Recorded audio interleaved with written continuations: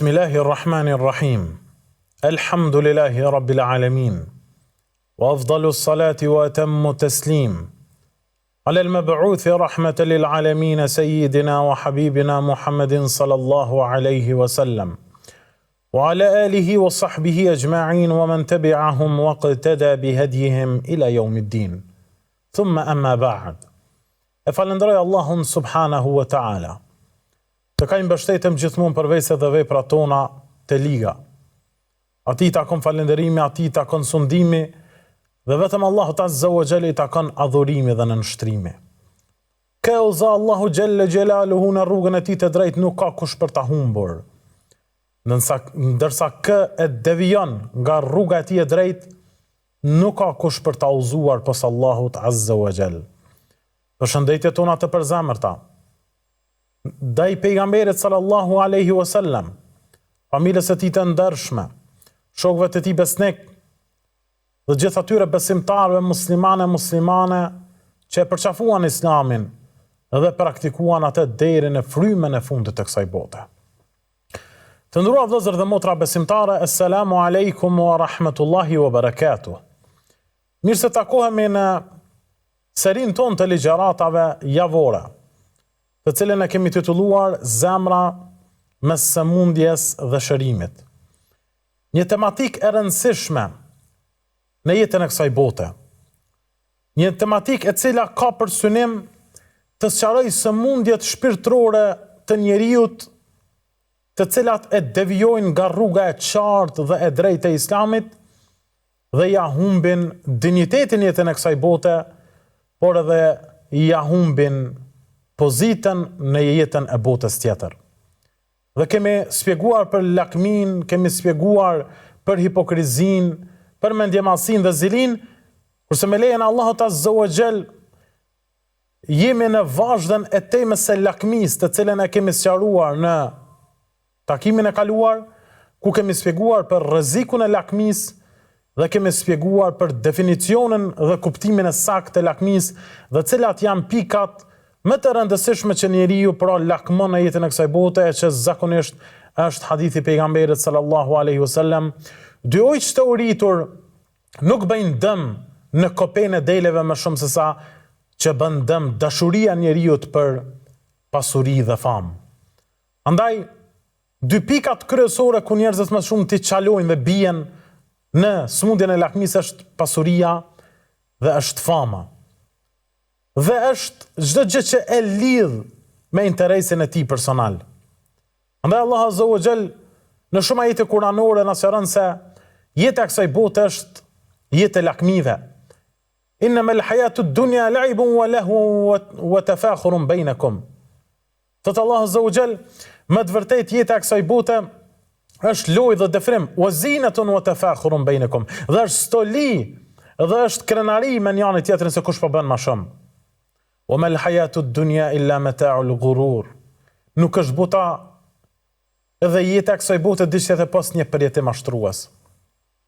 Wal akhiratu khairun wa abqa. Kurse jeta e botës tjetër është e vërteta dhe e drejta dhe më e gjata, e përhershme. Innama amwalukum wa auladukum fitna, wallahu indahu ajrun adhim. Me të vërtet pasuria dhe vladi janë fitnë dhe sprovë e madhe për juve. E të Zotit është problemi i madh. Andaj muslimani duhet të ketë kujdes nga lakmia dhe dëshira e tij për epshet e kësaj bote, në mënyrë që epshen e tij ta çes përpara dhe të bëhet epshi Zot i tij, të bëhet paraja Zot i tij, të bëhet fama Zot i tij, e të harroj Allahun subhanahu wa ta'ala krijuesin e tij. Andaj sot në këtë takim të dytë sa i përket temës së lakmisë, do të mundohemi të nxjerrim disa prej rrëfimeve të cilat kanë për bazë lakmin. Andaj të nderuar vëllezër besimtar, rrëfimet për lakmin janë të shumta. Sikurse që janë për xhelozin dhe mendjemasin, por neve do të mundohemi vetëm disa prej tyre dhe të marrim mostër dhe të marrim irnek se si duhet muslimani të ruhet nga lakmia, sepse lakmia e devijon nga rruga e drejtë.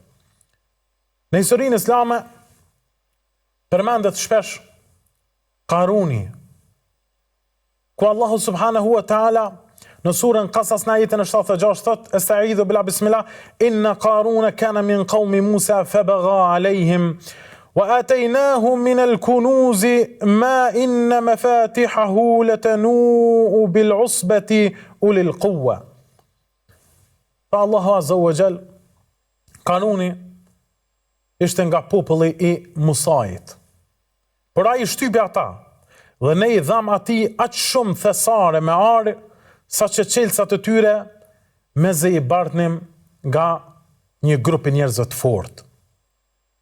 Pra, Qaruni ishte prej familjarëve dhe rreth i ngushtë i Musës alayhis salam. Dhe sipas disa transmetimeve ka qenë koshëre ose ka qenë djali xhaxhait të Musës alayhis salam. Dhe Allahu subhanahu wa ta'ala i ka dhënë pasuri të shumtë, i ka dhënë punëtor të shumtë, por ai u rebelua ndaj Musës alayhis salam. Ai nuk i pranoi udhëzimet e Musait alayhis salam. Dhe ai përdori pasurinë e tij për të shtypur njerëzit. Ai përdori pasurinë e tij për t'u lavdruar në mesin e njerëzve. Siç thotë Allahu azza wa jall: "Fa kharaja ala qaumihi fi zinatihi." Dole para popullit me gjithë pasurinë që kishte pra në posedim.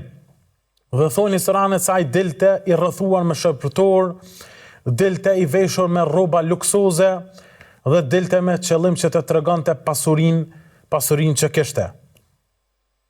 Për këtë arsye, njerëzit asaj kohe paralajmëruan dhe njerëzit e mirë, sikurse Musa alayhis salam dhe të tjerë paralajmëruan që të mos ishte mendje madh, që të mos i përboste të mirat e Allahut azza wa jall, që të mos u bëntje, që të mos i zbulonte të gjitha pasuritë që ja ka dhënë Allahu subhanahu wa ta'ala që të lakmonin të varfrit, që të mos e shtypte njerëzit. Por ai nuk dëgjoi, u bë mendje madh, u bë lakmitar dhe kështu Allahu subhanahu wa ta'ala tha: "Fa khasafna bihi wa bidarihi al-ard." Tha ne e gëlltetëm atë, pra e bëm që toka ta gëlltit atë bashkë me vendi ku rrinte ai. Andaj toka u hap në këmbët e tij dhe ai u fundos ngadalë. Pra, kjo për shkak se ishte lakmitar, ishte mendje madh dhe bëri zullum ndaj popullit të pafajshëm dhe të varfër. Andaj, Qaruni ishte një tregim i mirë që muslimani nuk duhet të jetë lakmitar në jetën e kësaj bote. Dhe atë që ta ka dhënë Allah azza wa jall përdore për hajër dhe për mirë, përdore për ndihmë ndaj të varfërve, përdore për rregullimin e shkollave, përdore për të dhënë motiv nxënësve të dijes, përdore për diturie, për shumë gjëra tjera, por mos e përdor që të jesh mendje madh, mos e përdor në mënyrë që të shfaqesh para njerëzve, mos e përdor për të bërë zullum njerëzve, mos e përdor për gjëra të dyta, sepse të vjen gjendja siç i erdhi edhe vet Qarunit, i cili është i afërt me Firaunin, mirë po Allah azza wa jall pra e fundosi në tokë për shkak të lakmisë së madhe që kishte dhe mendjemasisë së madhe që kishte. Njëra prej tregimeve gjithashtu që tregon për lakmin dhe tregon se muslimanët në qoftë se marrin si parim lakmin do të humbasin gjithmonë, do të devijojnë dhe armiku do të imposhtë ata. Dhe modeli më i mirë është betejë e Uhudit. Të nderuar vëllezër dhe motra besimtare, betejë e Uhudit është betejë e dytë në Islam prej betejave më të njohura, ku vijon pas betejës së Bedrit, e cila ishte me 17 Ramazan, pra një betejë e parë frontale mes kurajshitëve të Mekkës dhe muslimanëve, ku ishin me përbërje prej 314 ushtarësh dhe kurajshitët ishin prej 1000 personave, e mos flet pastaj për devet dhe kuaj që i kishin kurajshitët e Mekkës. Allah azza wa jall bëri që të triumfojnë muslimanët. Allah azza wa jalla tha: "Wa laqad nasarakumullahu bi Badrin wa antum adilla." Allah ju ndihmoi në Bedër kur ju ishit pak, sepse ishit të sinqert, nuk ishit lakmitar, lat çdo sa për hir të Allahut subhanahu wa taala, dhe muslimani e luftoi familjarin e vet vetëm për hir të Allahut azza wa jall. Andaj Allahu ju ndihmoi edhe pse ishit pak, edhe pse kishit pak pasuri. Allahu ju ndihmoi, ju dha bereqet, ju bëri triumfues. Për dallim nga betejë e Uhudit, e cila të nderuar vëllezër, pra pas betejës së Bedrit, që ndodhi në vitin 625, pra ndodhi në vitin e 3 sipas hijretit, ku prisi i Mekës Ebu Sufjani u përgatit me një ushtri prej 3.000 ushtarës dhe u nis për në Medinën e pejgamberit sallallahu alaihi wasallam. Gjatë rrugës atyre ju bashkuan edhe disa fiset e tjera, krejt kjo vetëm për tu hakmer për betejën e Bedrit. Kur pejgamberi sallallahu alaihi wasallam e mori vesh kët, i përgatiti 1.000 ushtar dhe dolën në front në mënyrë që dolën prej Medinës në mënyrë që të ballafaqohen me ushtrinë e Ebu Sufjanit. Në mesin e tyre ishte edhe Abdullah ibn Ubej ibn Seluli, prej munafikëve të Medinës, ku u kthye së bashku me 300 personat e tjerë, u kthyen nga rruga dhe e braktisi pejgamberin sallallahu alaihi wasallam. Kur pejgamberi sallallahu alaihi arriti te kodra e Uhudit, atje i vendosi 70 shigjetar që të mos lëveznin dhe të mbanin pozitat e tyre në mënyrë që ta godisnin armikun. Dhe ata e dëgjuan pejgamberin sallallahu alaihi wasallam deri në një periudhë të caktuar, kur triumfuan muslimanët, kur u pa që muslimanët po triumfojnë, atëherë ata i braktisen vendet e tyre dhe pastaj Khalid ibn al-Walid, i cili ishte nga ana Kureshitëve të Mekës, kur e pa këtë lëvizje të shigjetarëve, ai e morri një taktik të re ku shkoi dhe u sill rreth kodrës së Uhudit dhe pastaj u erdhi nga mbrapa duke lënë të vdekur një pjesë të madhe të sahabëve dhe duke humbur shumë shok pejgamberi sallallahu alaihi wasallam. Cili ishte shkaktari dhe pastaj pejgamberi sallallahu alaihi wasallam edhe u shfaq lajmi që vra pejgamberi sallallahu dhe u humbi komplet vullneti shokëve të pejgamberit alaihi salam dhe kështu u ngjitën nëpër kodra në mënyrë që të mos vriten që të gjithë dhe u mbrojt pejgamberi sallallahu alaihi wasallam derisa u larguan ushtria Kurejshitëve të Mekës duke triumfuar në këtë luftë dhe duke humbur shok të shumë të pejgamberi sallallahu alaihi wasallam. Shkaqet e disfatës së kësaj lufte pikërisht ishte lakmia. Lakmia që këta 70 shigjetar i lanë dhe i braktisën pozitat e tyre duke thyer urdhën e pejgamberit alayhis salam për shkak të plaçkës së luftës. Për ta marrë plaçkën e luftës, i lanë vendet e tyre dhe si rezultat i kësaj dështuan dhe psuan humbje. Andaj lakmia tregon se muslimanët humbin në qoftë se kanë si parim lakmin. Muslimanët humbin në qoftë se nuk e kanë interesin individual, pra më mbrapa se sa interesin kolektiv. Andaj vetëm kur ata e dëshiruan plaçkën e luftës, u erdhi humbja atyre. Andaj shikoj vëlla se si betejë e Uhudit është një mësim i fuqishëm për gjithë neve muslimanëve, që nuk duhet ta duam lakmin dhe nuk duhet ta kemi synim atë në jetën e kësaj bote. Gjithashtu, prej tregimeve interesante, të cilat është mirë që t'i përmendim, është edhe tregimi që transmetohet nga Abu Huraira radhiyallahu anhu se pejgamberi sallallahu alaihi wasallam ka thënë: ishin 3 persona në mesin e Ben Israilëve që Allah azza wa jall dëshiroi që t'i sprovojë ata. Prej tyre ishte një i lebrozuar, pra i semur nga lëkura, ishte një tullac i cili nuk ishte flok dhe ishte një i verbër. Allahu subhanahu wa ta'ala të këta 3 persona dërgoi një melek në formën e personifikuar të njeriut. Dhe shkoi meleku tek ai i cili ishte pra i semur nga lëkura e tij dhe i tha: çfarë dëshiron më shumë në jetën e kësaj bote? Tha: dëshiroj të më largohet kjo smundja e lebrës dhe unë të kem një lëkurë dhe ngjyrë të bukur, të largohen të gjitha defektet që pra më bëjnë që njerëzit të shmangën nga unë. Atëherë, engjulli e preku dhe Allah azza wa jall e shëroi dhe mori një ngjyrë të mirë dhe të bukur. Engjulli e pyeti përsëri: çfarë dëshiron prej pasurisë së bote? Ai zolli delet si pasuri dhe Allah azza wa jall ja mundsoi që të ketë pra një dele e cila ishte pra me barr, një dele e cila kishte ishte me barë dhe mbeti si pasuri të ky person. Dhe Allah azza wa jall i tha melekut që Allahu t'i jap bekim për këtë pasuri, pra Allahu t'ja shtoj bereqetin. Allahumme barik fiha. Allahu inshallah ta shton bereqetin, i tha meleko pra këtij personi. Pastaj vazhdoi tek tullaci, ai cili ishte pra qel, nuk ishte flok. I tha çfarë dëshiron këtë botë më shumë? Tha dëshiroj që të më kthehen flokët, të kemi edhe flokë të bukura dhe të duken bukur dhe njerëzit mos shmangen prej meje. Dhe engjulli e preku dhe pastaj erdhën flokët. Dhe falenderoj Allahun subhanahu wa taala dhe pastaj i tha çfarë dëshiron prej pasurisë. Tha unë i dua lopët. Allah ja mësoj që të ketë një lopë e cila ishte pra bars dhe Allahu azza wa jall e urdhoi melekun që thot Allahu t'jap bereqet dhe bekim në këtë pasuri. Dhe vazhdoi tek i treti tek i verbri. I tha çfarë dëshiron jetën e kësaj bote? Tha dëshiroj që të më kthehet shikimi, të shikoj në natyrën e bukur që ka krijuar Allahu azza wa jall. Dhe e preku dhe Allahu azza wa jall ja kthei shikimin. Dhe tha çfarë dëshiron prej pasurisë?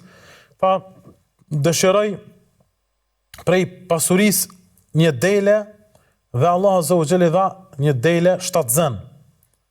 Dhe kështu i tha Allahu t'jap bereqet në atë pasuri.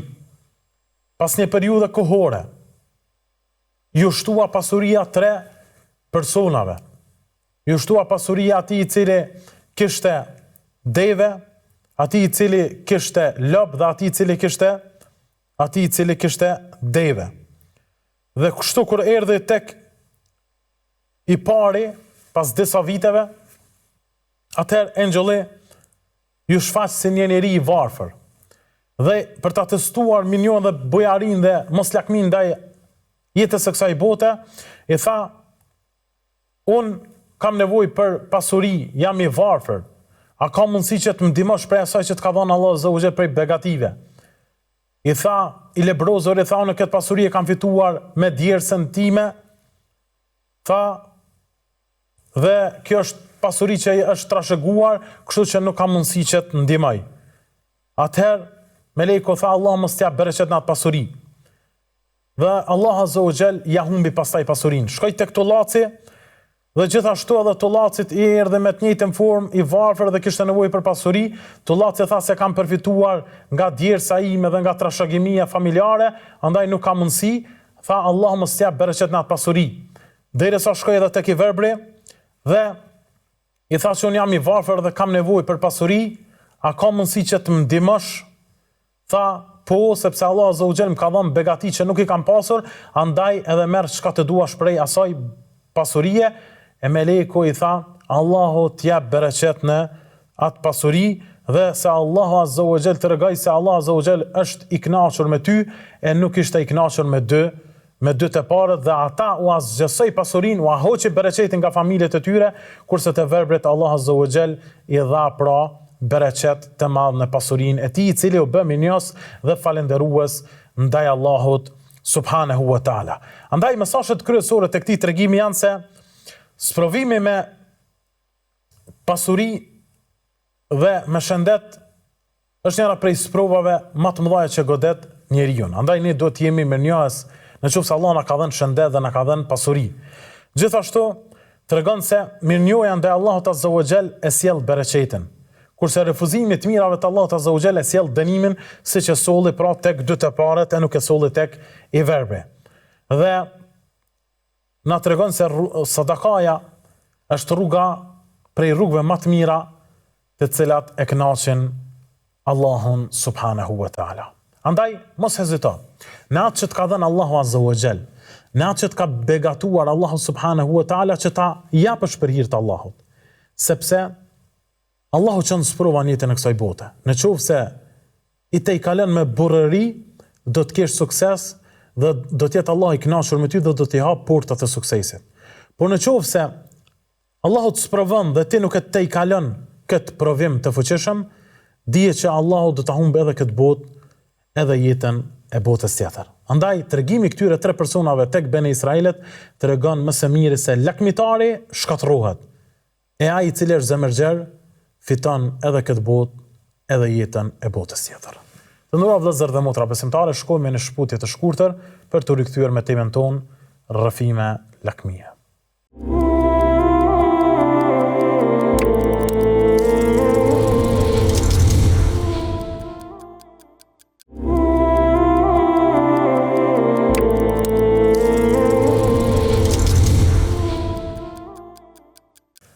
Bismillahirrahmanirrahim.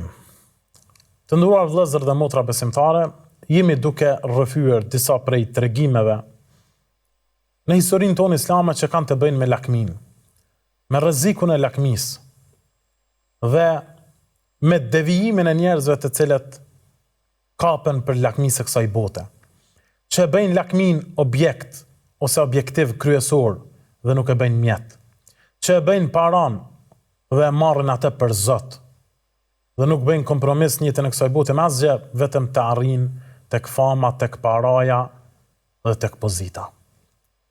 Andaj tregimet të cilat i tham deri më tani na mësojnë fuqishëm se ne duhet të kemi kujdes në raport me lakmin. Në çdo aspekt të jetës. Në çdo aspekt të jetës. Ibrahimi a.s. ishte prej atyre të cilët interesin e dinit e vendosi para interesit personal. Dhe për të qenë djali në nështrueshëm ndaj Allahut dhe gruaja kështu me radhë, ai i dërgoi në një vend ku nuk ishte bim dhe pem. I dërgoi në Mekë, Rabbana li yuqimu s-salah, o Allah, me fal namazin. Ai vend nuk ishte vend i zhvilluar, nuk ishte asgjë i la vetëm në shkretir. Por interesi i namazit, interesi i dinit ishte më i lartë se sa interesi personal i Ibrahimit a.s. dhe lakmia e tij. Ibrahimi a.s. na mësoi se sakrifikohet edhe djali për interesin e fesë. Andaj u bë, pra bëri Kabul që ta thërte për kurban djalin e tij, vetëm për ta realizuar urdhrin e Allahut Azza wa Jall. E Allah zbriti një kurban prej qiellit që do të mbetet simbol deri në ditën e gjykimit për zbatimin e urdhrave të Zotit dhe lënien e lakmisë në kësaj bote. Ndonse djali është njëra prej pikave më të ndihshme për njeriu. Është lakmia më e fuqishme në zemrën e tij, por e la lakmin dhe i zbatoi urdhrat e Allahut subhanahu wa taala. Pejgamberi sallallahu alaihi wasallam tër jetën e tij na mësoi se lakmia është shkatërruese për muslimanin. Lakmia është dëmtuese për muslimanin. Pejgamberi sallallahu alaihi wasallam na mësoi se sado njeri që bën vepra të mira nuk do të jetë lakmitar për ta vlerësuar vetveten. Dhe ai falte namaz ditën dhe natën, ndonse kishte gjuna të falura, vetëm që të mos mbërthroj tek ai diçka prej lakmisë kësaj bote dhe të mashtrohet. Pejgamberi sallallahu alaihi wasallam punonte me shokët e tij dhe u ndihmonte atyre ndonse ishte pejgamberi Allahut Azza wa Jall. Ai ishte në betejë i pari, ai ishte në sadaka i pari, ai ishte në bujari i pari, ai në vizita ishte i pari, vetëm për ta larguar lakmin e kësaj bote. Pejgamberi sallallahu alaihi wasallam, të nderuar vëllezër besimtar, qëndronte me njerëzit e varfër, qëndronte me njerëzit e mesëm, vetëm për ta larguar lakmin në jetën e kësaj bote dhe pozitën dhe autoritetin që kishte.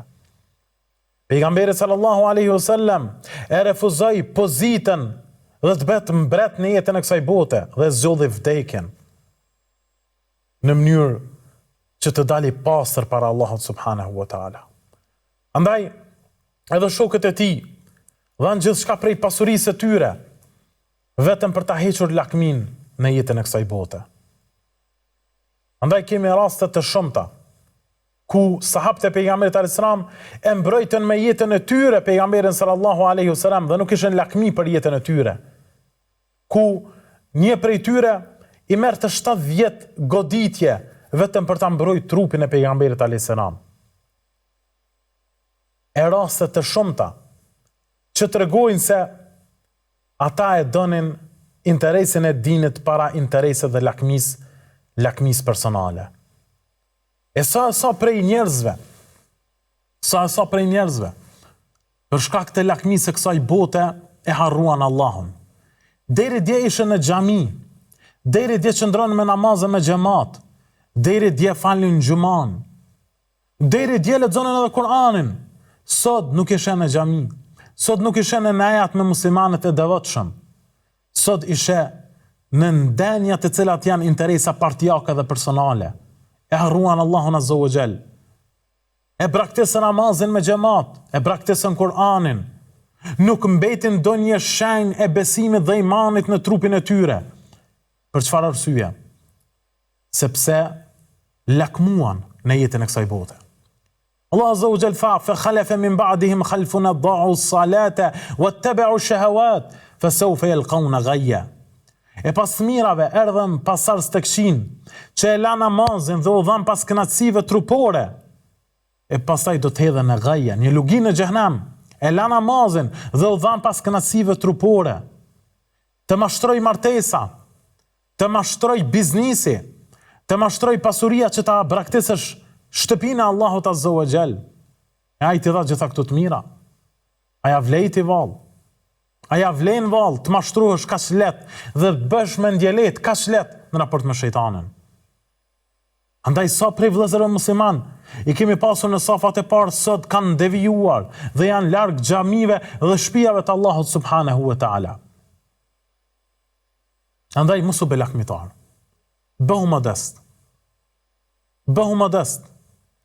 Lufto që dhe ata të cilët janë lakmitar t'i kthesh në dinin e Allahut. Mos u dorëzo që ta kthesh rrethin tënd në dinin e Allahut. Lufto që atë i cili është alkoolist ta kthesh në fenë e vërtet. Mundohet t'ja heqësh këtë lakmi të rrezikshme nga trupi i tij dhe nga devijimi dhe nga humnera e qartë e cila është, ta largosh dhe ta kthesh në rrugën e drejtë. Për këtë arsye, Imam Ebu Hanifja e kishte një komshi i cili bën të zhurmë çdo natë, ishte alkooliçar. Pinte shumë alkool, këndonte me zë të lartë dhe nuk e linte rahat Ebu Hanifen. Një ditë prej ditësh, Ebu Hanifja nuk reagonte fare. Një ditë prej ditësh nuk u dëgjua zëri i tij. Dhe kur shkoi Ebu Hanifja dhe kërkoi atë, e pyeten se çka bëri, ku është ai person që më nuk po dëgjoi zëri i tij, tha e kanë futur në burg. Ebu Hanifja të nduar vëllezër ishte dietar i madh. Ishte me prestigj të madh. Shkoi tek mbretja asaj kohe dhe ndërmjetësoi që ai person të lirohet nga burgu sepse ishte indikuar nga alkooli. Dhe kur doli nga burgu dhe dëgjoi se shkaktari kryesor që u largua nga burgu ishte Ebu Hanifja, shkoi me kokë ulur, duke qarë dhe i penduar tek Ebu Hanifja dhe falenderoi dhe i tha se unë të kam bërë zullum ty çdo natë, e ti u bërë shkaktar që edhe të më largosh nga burgu, atëherë aty u pendua të ndura dhëzë dhe pastaj u bë prej njerëzve të devotshëm. Andaj lakmi ose luftë ndaj lakmisë është edhe të thyesh disa rregulla, të pranosh disa ofendime që ti bëjnë njerëzit, vetëm që ata ti udhëzosh. Vetëm që ata ti thrasësh në rrugën e drejtë, ndonë se ata kanë fyrje për ty, ndonë se ata të bëjnë pengesa ty, mos u dorëzo. Hiqe lakmin nga zemra dhe mendoj se shpërblimi tek Allahu Azza wa Jall është i madh. Të ofendon babai, duro, hiqe lakmin, sepse lakmia jote është udhëzimi i babait tënd. Sepse dëshira jote është udhëzimi i babait tënd dhe i nënës tënde, i vëllezërve të tu. Andaj bëhu i mëshirshëm. Dhe nuk ka mundësi të bëhet njeriu i mëshirshëm nëse ka lakmi. Bëhu i mëshirshëm si pejgamberi sallallahu alaihi wasallam.